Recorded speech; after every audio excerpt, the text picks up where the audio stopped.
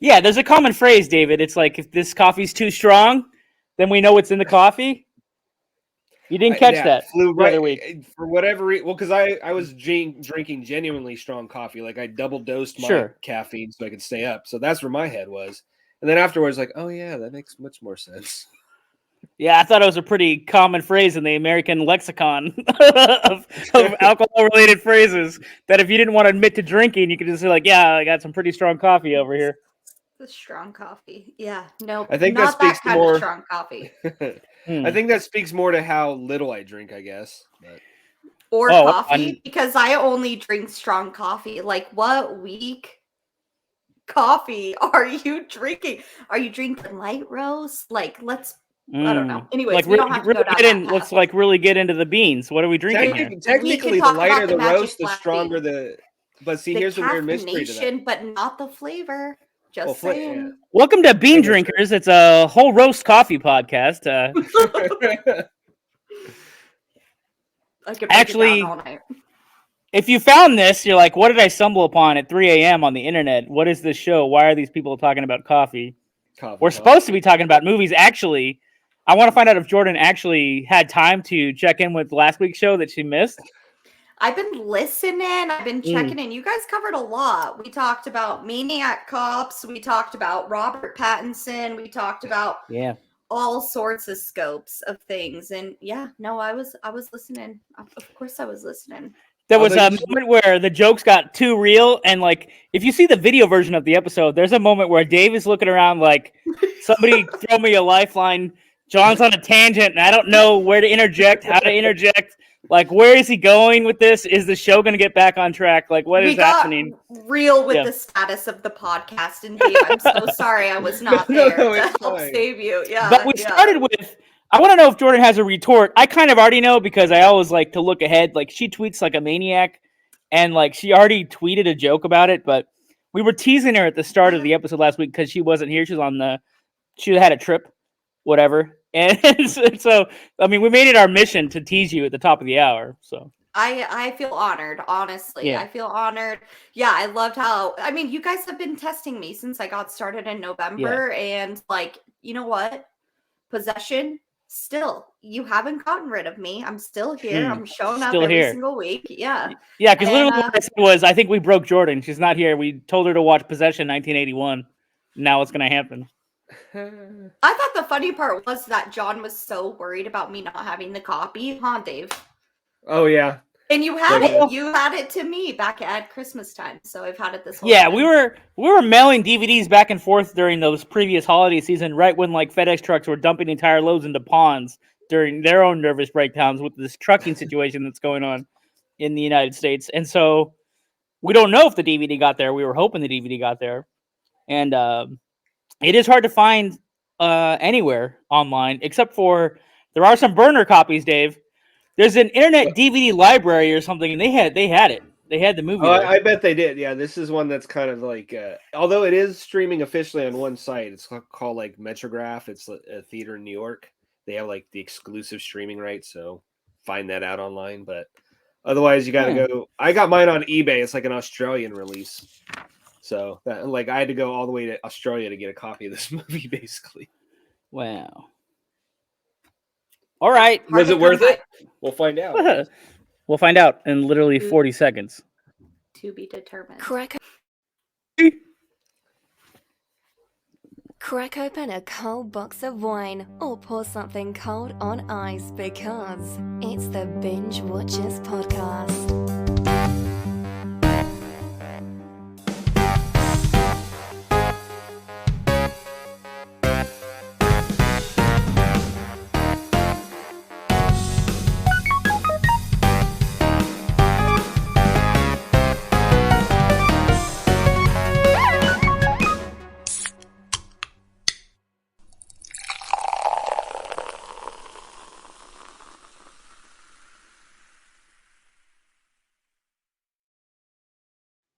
See, we have a sound effect that cracks it open for us. We don't even have to crack open our own cans anymore on the microphone. That's pretty fancy, high-tech stereo stuff right there.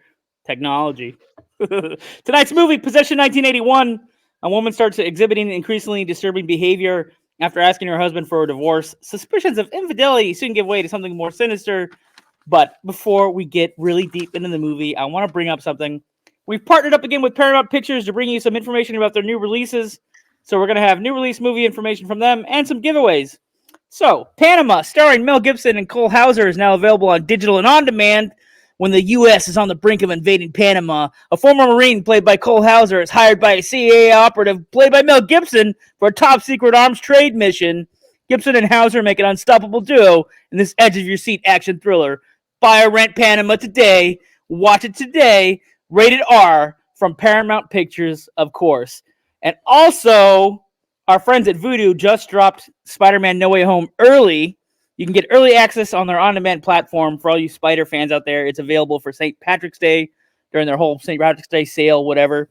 Grab our affiliate link and you can go watch Spider-Man No Way Home and see if he actually gets home or not. I won't spoil it. I'll leave it right there.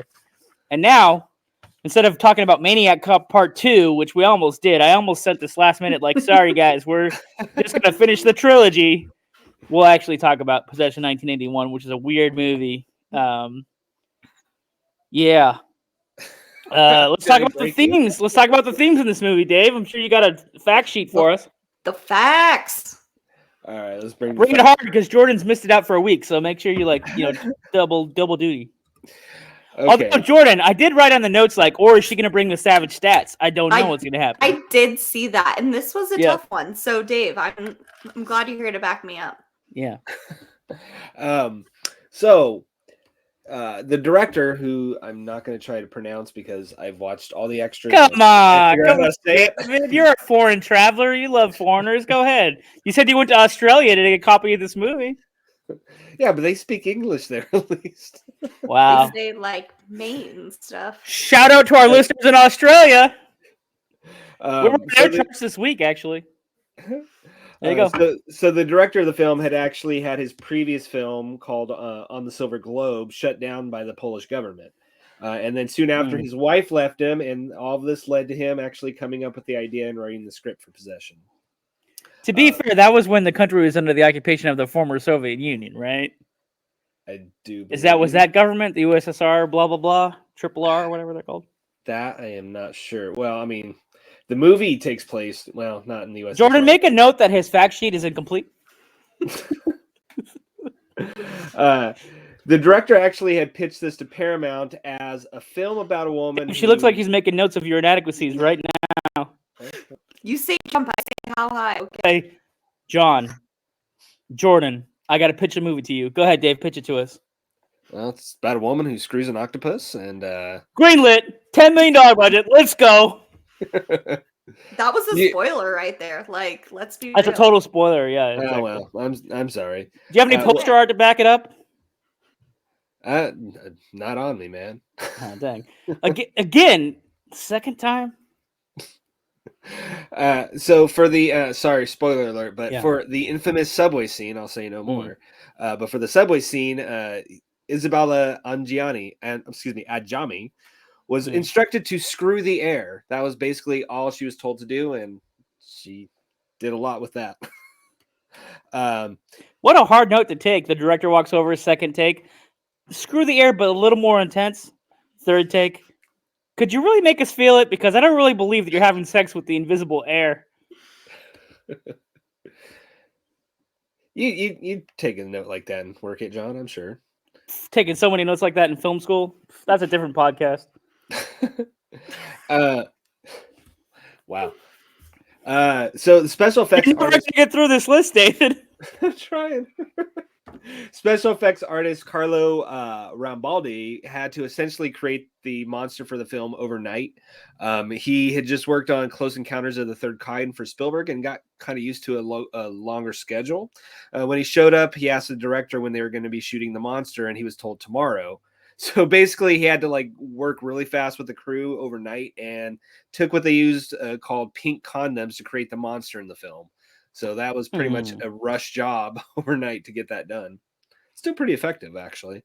Yeah, considering scary as heck. So I think Jordan's already talking about her favorite bits. Oh my! So this movie was actually cut down like crazy in the U.S. It was chopped chopped by like 45 minutes and was incorrectly marketed as a horror film, which the director does not feel this is.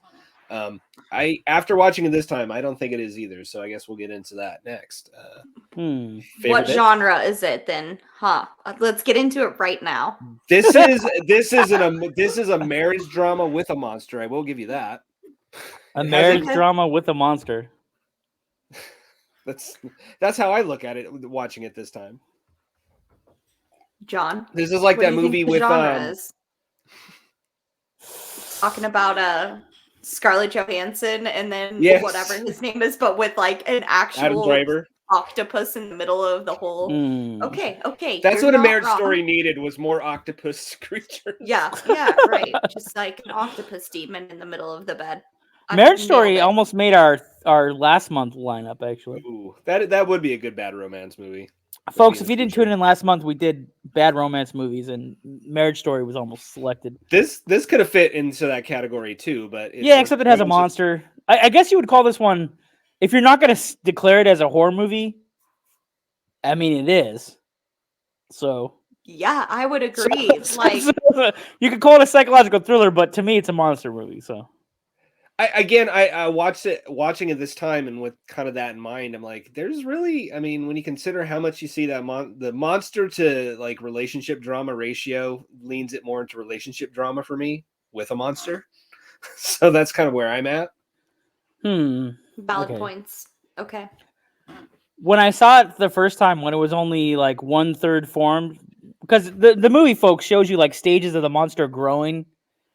It first looks like it looks like black mold on the door of her apartment. And I'm like, the reason she was starting to have these little psychotic breaks was like, I thought maybe she was like absorbing like all this, she was breathing in all this toxicity, you know what I'm saying? And it was driving her nuts. I was like, that was a legitimate reason. Like the monster's giving out you these monster pheromones and it's screwing with your brain. That makes sense. But then it started to grow, and as it develops, it turns into a, spoiler alert, she's growing another person. She's growing like a doppelganger of her husband.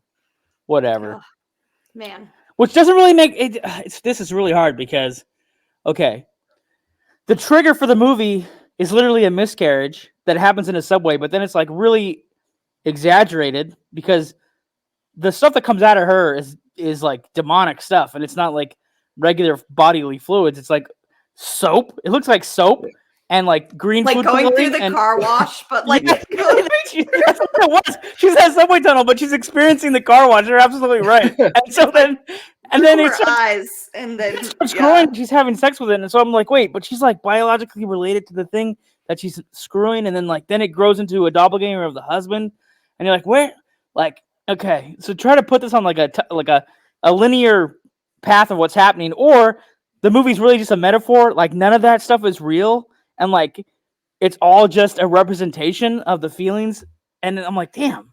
I'm leaning toward the latter of what you just said. I think the monster. I mean, it is by definition, it's a monster movie. There's a monster. I can't deny there's not a monster. Like it's not really there. The husband and the wife both had a psychological break, and like they're responsible for everything. There's no monster. The monster is almost irrelevant at the end of the day. I mean, this is a movie about like the breakup of a relationship. I mean, that's what I know it's real because the son acknowledges it, like it's separate from the dad. So at the very end, so then the monster is really there. Yeah. But like, I don't know, I kind of feel that way too. Like it's like he's trying to make their marriage work too, and he's also coming to a psychotic break. So like you're kind of watching the combination of them just like completely lose their mind, and then it like actually forms this somewhat demon looking like creature that looks just like him. I don't know. It had me tripping. Like I had watched it way too late. I think it started it at like 10 o'clock at night on a school night. I was like, I cannot go to sleep. Here's some trivia. I watch horror movies in the afternoon. I don't watch them at nighttime. Yeah, that's smart. Yeah. I had like the worst dreams going to sleep and trying to go to work the next day.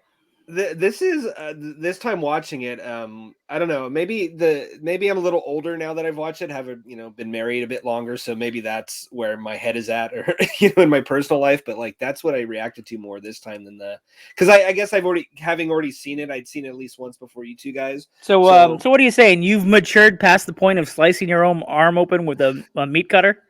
Oh no, we've all had those fights with our loved ones where we feel like doing that. I get that.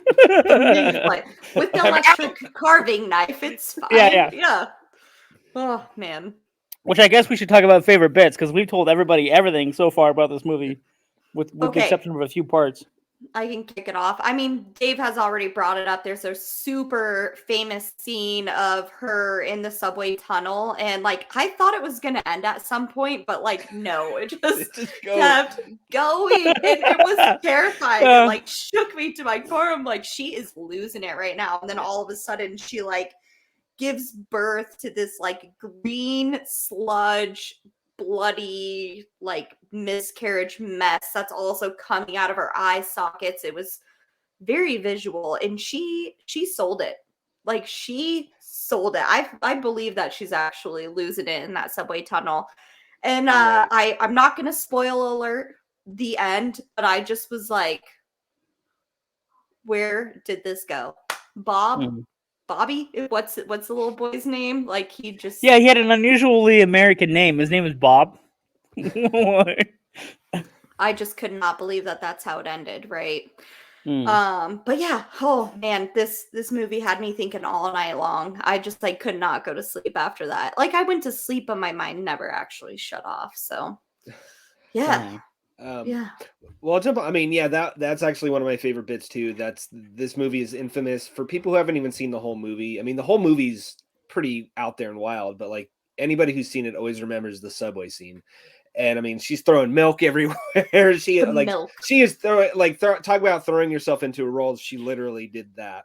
And she kind of gets a few other my favorite bits will involve Sam Neill. Like she gets all the press for like how far she goes and how over the top she goes, but like Sam Neill kind of meets her toe to toe. He doesn't throw milk around, but like he goes equally insane, if that's fair to say. And he's never like watching it. He never stops moving. If he's in a rocking chair, he's rocking back and forth, or like he has to like if he's almost like somebody with like really strong ADHD. He's constantly in motion, and so is kind of the camera. Like this movie doesn't stop. That's the cool thing. The husband and wife have different issues completely. Or when he puts Heinrich's head in the toilet, I'm like, okay, he finally turns and just literally sends this guy to the grave. I just thought that was crazy. But yeah, I mean, it feels like they're one-upping each other and like how far and over the top. I mean, okay, she cuts himself, he cuts himself, or like they just keep one-upping each other, their performances. The camera never stops moving. I don't know. I really like this movie this time. Watching it. I mean, now I've got past the what the fudgery about it. I'm just focusing on all the smaller details, like the performances. I don't know. This movie grows on you with more viewings. I mean, it is a weird movie though, for sure. What about you, John? So, okay. I mean, I could have a few favorite bits, but I can tell you my worst bit is when the son is left home for like 2 weeks in the apartment by both parents, and he's sitting there like he's got food all over himself, and he's just like, I don't. He has the reaction of like being like caught in the headlights, but then also he's clearly like traumatized. He's just sitting there, and like both his parents have vanished for like 2 weeks because they're working out their domestic problems with like a ballet dancer. I don't know. The guy that the wife is cheating on the husband with is like so like mercurial, right? Like he's like Mercury, like he just moves and floats around. But I liked the monster stuff. I've seen a lot of dark dramas, and like what's weird is like if you're going through a dark place in your life, you don't want to watch dark stuff. So the monster stuff is like reassuring. Like, okay, yeah, there's dead people in a refrigerator. There's a monster in the back bedroom. It just ate these two private detectives. Okay, this is something we can deal with. Everything else is like way too much emotional overload. But my favorite bit is actually the fact that the dad just comes back from being like working a government surveillance job or something for like 3 or 4 years. That's why I feel like, well, obviously it's during some kind of occupation because there's a wall, right, with soldiers on it that are watching the whole city. So that is the Berlin Wall, though. Well, that's what I'm saying. So this is during the occupation. So this is like the 80s or whatever, right? So it's like, I I mean, it's like the local government has hired him to spy on somebody in their own community. And then at the end of the movie, there's a police chase scene where they think the husband is the murderer. And so they're chasing him through the whole movie. And gosh, you know what? I think at one point he does kill the other boyfriend, but he doesn't commit all the murders, right? Like the wife is mostly responsible for most of the murders. He kills the investigator. He kills one of the guys from the So, investigation. and then there's like a police shootout in the street, and he's trying to escape on a motorcycle. Where am I going with this? Oh, they're chasing him into this building after he wrecks the motorcycle, and the police have caught up to him, but then the government agent shows up. And in the beginning of the movie, they're like, so you followed your subjects, blah, blah, blah, blah. Do you want to continue this work? No, I don't want to continue. I want to go home to my family. And then one of the government officials asks, because they give him like this debriefing interview, and the movie has an unusual amount of camera movement for this type of movie. Like the camera moves around a lot, like on Steadicam or something. So it's moving around this table, and then recording his interview like official government record of like spying on somebody. Like that's the only thing I can drive is he was hired to spy on somebody, and then we don't know it's a government official. So like the end, like if you catch it, they go, because they ask about a subject in the beginning, they go, does he still wear the pink socks? Right? Then right before the police chase scene, his ally at the government asks him like, well, do you want to cut out all this crazy nonsense and just like get another job with us because we have more work for you to do? And then the same dude shows up at the end. He's climbing the stairwell. He's got the pink socks. Mm-hmm. I'm like, wow. So they literally hired him to spy on a government official who was in the room with them to see if the guy was on the level, I guess, I'm like, wow. So then I thought, like, is that the real stuff? Like the government employs these other government officials to spy on each other and they submit reports all day long? Like, dang. Like, Dave, we know how strong your coffee is. We got 300 pages on how strong your coffee is, brother. Like, does he still wear the pink socks? Yeah, David wears so many pink socks. Also pajamas. He's got a pajama for every cartoon he watched from the ages of 8 to 12, and he's wearing them in his 30s. You're not that far off, actually. I know I'm not that far off. That's why I was sliding in some real jokes there, buddy. I got Kool-Aid. That's a long way to explain my favorite bit. It's just a pair of pink socks, but what are you going to do? Jordan, you want to rate this movie? I was going to say, do you have a problem with pink pajamas right now, John? No way. I got like those 1980s like pink polo Hawaiian shirts ready to kick it on Miami Beach. Pink's a powerful color because you think it's actually, they did these studies on colors. If you dress all your soldiers in pink, the other army will get so disoriented that you'll have the first attack advantage because pink is like this disorienting and calming color at the same time, right? So if you show up in pink, they're like, they don't want to fight, they want to party. It's Miami Beach. Bang, bang, bang. Oh, they won. They won the battle. Jeez, what happened? I don't know, sir. They showed up in pink shirts. We didn't know what to do. Started making cocktails. Dropped our guns. Rating. I would say binge now. It was definitely it was a ride. It was worth it. It was definitely a ride. I would watch it again for sure with someone who's never seen it. So binge now. This is very much a binge now for me too. This is very much you want to see something weird? I got something, and that's exactly why I sent it to all of you guys. Now I've infected you with this. No, infected, it's a binge. It's like the perfect word. Like I feel infected. You know what? I take that with that test. You know what? I take that back. Earlier, I said this is like Marriage Story with a monster. It's actually more like Blue Valentine. Just a lot of screaming and monster. John, what do you think? Honestly, I was a little disappointed because I was promised such outrageous sex that they banned it in the UK. I didn't think the sex was that outrageous, honestly. It was with the air, John. It was a video nasty. It was more for the violence. Oh man, jeez. There's a movie where a girl gets assaulted by a ghost, Jordan. And it's like a famous movie. Again, same thing. Pretend that the air is making love to you. Okay, like whatever that means. All right. I actually have that on my shelf over here. So I guess a binge later. This was really hype for me. Like the movie's not available for like 30 years. I do like the fact that you get to see Sam Neill in a younger role because I'd only seen him in like Jurassic Park, a show about Merlin where he plays Merlin, a couple other movies like Mouth of Madness. I think is the name of the H.P. Lovecraft movie where it's like a writer that's going crazy and there's like demons. So it was cool. I haven't seen him like act like in his mid-20s, early 30s, whatever age range. What that broad, but he's definitely younger than I've seen him in any other movie. So that was cool. But yeah, it's a big BL for me, man. Binge later. A big BL. Yeah, big BL. It's a BM. We'll get a BM in here. Fan service. Oh, there was a funny comment on YouTube. We had just posted. Is it on the Maniac Cop one? Maybe it's on it's either on the Fresh or the Maniac Cop one. I don't remember. But the guy said, "Nice blanket fort, John." I thought that's actually pretty funny. So I have an office studio type deal where I made like a sound box to make myself sound better on the microphone so I don't echo too much. But yeah, literally, it's sound blankets on like 3 of these walls. And I guess they looked too much like a fort last week. And I'm like, what's wrong? Blanket fort, that's cool. I'm cool with that. That's fine. Whatever works. It's maybe a little bit trailer park, but that's my claim to fame. You know what I'm saying? Like either you fix it with duct tape or you build a blanket fort. No problem. I love it. But also fans, you can get a copy of this Panama movie if you give us a 5-star there on iTunes. Even though I was like making a lot of jokes about iTunes last week. You give us a 5-star over there or go to Podchaser, which is the alternative. You can also review us on Podchaser if you don't like iTunes. Hook us up with a good review. We'll give you a free movie. That's the exchange. The exchange of services, pals. That's how it works. Staff picks.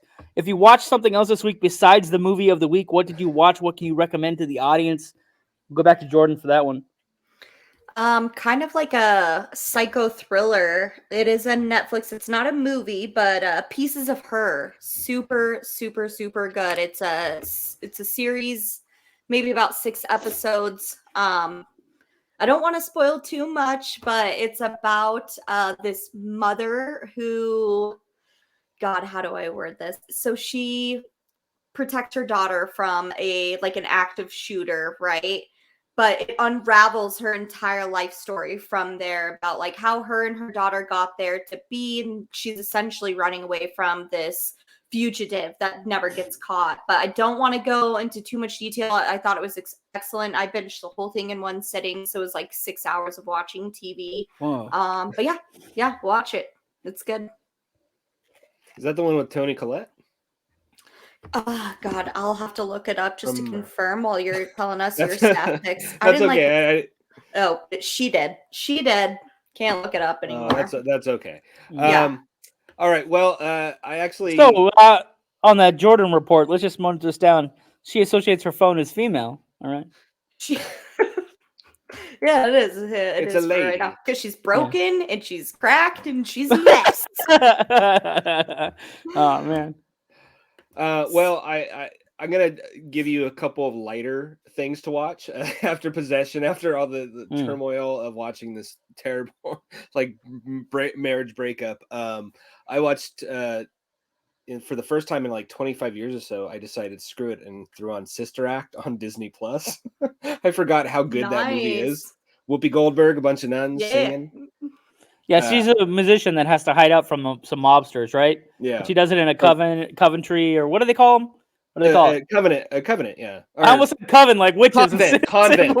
I'm sorry, I'm mixing up witches with nuns. so yeah, she hangs out with the nuns, and then like they have a choir, and they want to compete, and she turns out to be a good singer, and it all works, right? It's like it's like Bad News Bears with singing nuns and turning them. Is she in witness protection? She is. Yeah. Cough, cough. The one that I just mentioned. There's a theme there, but yeah, you're right. Toni Collette. So just saying, watch it. The daughter and the mom also get into a choir with some nuns in that one, dude. There's a lot of singing. So another one I can recommend if you want something that's not make you want to slit your wrist after. The new Disney Pixar movie Turning Red is really probably the best Pixar movie they've done in a long time, and it's all about a girl and going through puberty. Yes, Disney Pixar finally made an entire movie about puberty and things that come with that. It's like turning into a giant red panda. Yeah. I mean, my wife, I watched it with her and she's like, "Oh God, why do they have to name it that?" Like it is. Hey Jordan, so the first time that you turned into a giant hairy creature in junior high, how did you feel? I wasn't in junior high, and I was a sophomore in high school, so I was a late bloomer. So you're welcome. Sounds like a Judy Blume novel, actually. I mean, kind of. I mean, but this is. I'm really kind of once you get past the idea that it's about puberty, it's just a really good Pixar movie, like any other. Probably the best one I've seen in a while. Way better than Soul, and although I like Luca too. But are we gonna do a puberty month and watch all things that have to do with puberty? I'm kidding. Let's not do that. It's already. I mean, I guess she really wants to, John. I mean, we can clear the schedule. Please somewhere, don't. Please don't. Watching Big Mouth and like 10-15 is like. I don't know. There's a lot of dirty sex comedies about puberty from the 1980s that they cross every line imaginable. Jordan. I've created a monster. Let's not do that. Oh man. Oh, let's just binge Big Mouth for the next few episodes. No, the creators of Big Mouth have a new cartoon called Human Resources about grown-ups going through some BS. That's coming out soon. Yeah, comes that. Shoot, that's not my staff pick though. That might be my staff pick next week. You never know. Well, we'll see. All right, John. What's your staff pick? What do you watch? I watched The Adam Project, which is the time travel movie that we mentioned the other week with Ryan Reynolds, who goes back in time, accidentally crosses paths with his 12-year-old self. They go on a mission to save their dad, who's like, I know I'm going to die, but don't break the rules of time travel. You got to let me die. They're like, no, Dad, we can't do that. I love the 80s themes. There's a movie called Masters of the Universe, which is like a live-action He-Man movie. And the villains on that flew around on these gliders. So they have a reference of this. They have the guys in their armored suits in this new movie flying around like they're in that movie. There's references to like 4 other 1980s, 90s science fiction movies, like Flight of the Navigator is one. They reference there's these things called like speeder bikes, which are like flying motorcycles in Star Wars. And in Return of the Jedi, there's a big sequence where they're flying through trees. So it kind of references that too at one point. But you know, the movie's like a 4. If you're doing like a 10 scale, or if we do our scale, man, you know what? Probably a B. It's probably a BN. It's probably a binge never because it's a good movie. like, besides the references and the Mark Ruffalo cameo playing the dad who's like, "Don't break the rules of time travel to save my life, guys." It's really kind of. I mean, once I saw that it's from, the Free Guy director, and I was like, nah, I'm out. I mean, Free Guy wasn't a bad movie, but it was just excessively mediocre. So that's kind of what I sniffed. See, what's happening with both Ryan Reynolds and The Rock is like now that it's Ryan Reynolds being Ryan Reynolds in a Ryan Reynolds movie. It's The Rock being The Rock in a Rock movie. So they're at the point where they're kind of selling themselves, but they're stumbling over their own selves. You know what I mean? It's not a stretch anymore. It's not like a real stretch. So it's going to be like, we want to make a movie like Deadpool, but not Deadpool. Let's just get Deadpool in a different movie. And there's your Ryan Reynolds movie, right? So what are you going to do? I don't know. It's like Adam Sandler, but he started out his career saying, I'm only Adam Sandler. I can't do anything else, so put me in Adam Sandler's movie.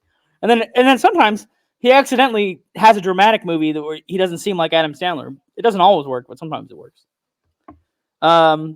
Okay, I came up with a fun game for next week. Because we had to move this thing around because of Jordan, over here with her schedule, she's too cool for school. She can't be bothered. We had to throw these movies in. Like, there's 4 Mondays, right? So we got to move stuff around now because we do 4 movies a month. Unless the month is longer, we do 5. So we threw in Maniac Cop where Possession was supposed to go, and we're supposed to slide into this other movie called, like, Always Shine. But then I'm like, but then if we do that, we're done with our Madness month, but we also have The Mountain. And then, I'm still chomping at the bit talking about Ravenous with David behind the scenes. So this is what we're going to do. I'm going to pitch these movies to you guys, and you're going to vote, and we're going to see where we land for the finale of our Madness month, okay? So here we go. Okay, based on some truth in the 1800s, a cannibal attacks this group of soldiers, all right? So there's that. It's based on some actual legends. There's a movie where an actress is obsessed with her slightly more successful actress friend.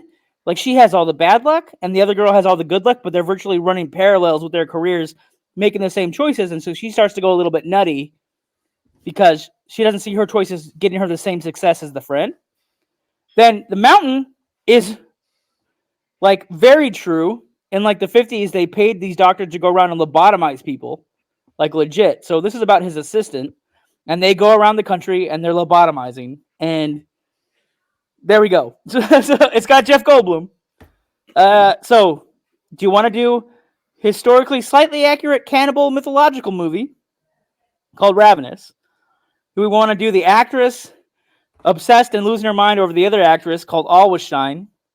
which has Mackenzie Davis. It's a good. I vouch for all three movies. I'll put it out there. There's that, All Will Shine, or The Mountain, which is about the real doctors that went around and lobotomized regular people, mostly in the 50s and 60s or whatever, and made a whole medical science around. We got to knock out a piece of their brain, bam, with a little ice hammer. Dave, I think we should say 1, 2, or 3 on the count of 3. Oh, okay. So the cannibal was 1, the actress being obsessed is number 2, and the mountain is number 3. And then you want me to count down? 1, 2, 3, go. And then you guys will tell me which one you pick? Yeah, and then we'll just have to figure it out from there. Okay. 1, 2, 3. 1. Holy crap. Okay, we're watching a drama about cannibals, which incorporates legends, and it takes place during the 1800s. It's called Ravenous. It's set during like the American and Indian War, French wars and stuff. Like we're talking like fur trader days. I thought it was like the end of the Civil War, but no, wrong war. Wrong war. I knew it was frontier times. Yeah. Okay. Wow.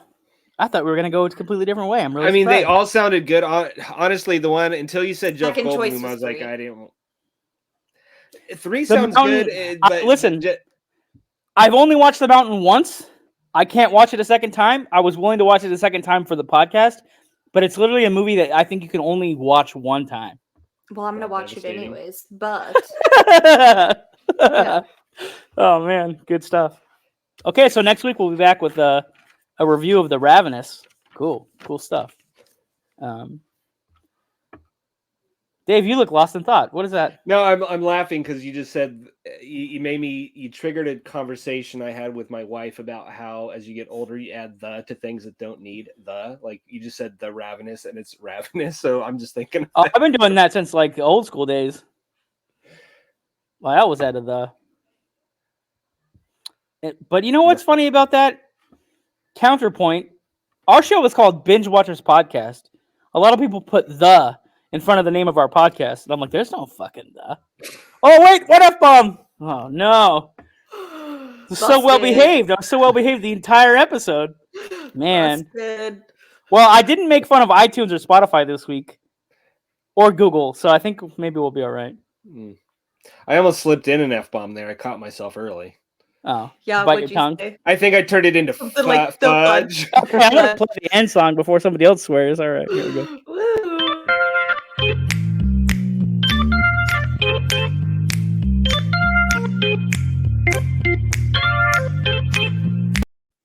Jordan, I tried really hard to behave myself like the whole episode. You did pretty good up into the very end. Yeah, you were because so David close. had to open a can of worms with the. Let's talk about the and otherwise. Well, it's still PG-13. You're allowed one F-bomb in PG-13. I think I saved all my F-bombs since November and then let them rip for fresh. Yeah. It was that like was the movie. I just like held on to all my F-bombs and then that was it. And that's what happens. You just bottle it up and then it comes out on a podcast. That's how it works. Which is so funny because I typically curse like a sailor and I just don't on this show. It's going to be Dave. Dave's going to crack next week because he's going to come back from an out-of-town trip and he's going to be like, guys, that's it. Oh, yeah. Are we casting on Monday?